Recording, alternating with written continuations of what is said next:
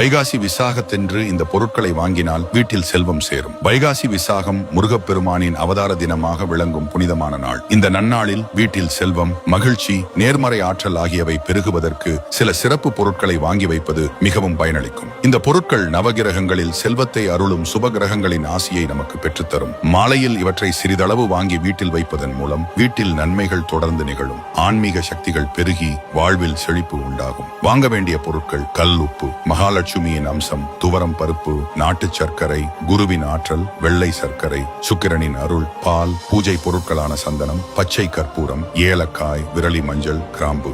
இந்த 10 பொருட்களுடன் முடிந்தால் 8 கிராம் வெள்ளி வாங்கி வைப்பது சுக்கிரனை வசியப்படுத்தி செல்வத்தை பெருக்கும். மேலும் 6 வெற்றிலை, 3 பாக்கு ஆகியவற்றை முருகனுக்கு படைத்து வழிபடுவது அதிர்ஷ்டத்தை அள்ளித்தரும். ஆனால் இந்நாளில் எண்ணெய் வகைகளை வாங்குவதை முற்றிலும் தவிர்க்கவும். இந்த எளிய பழக்கத்தால் வீட்டில் செல்வம் தங்கி வாழ்வு செழிக்கும்.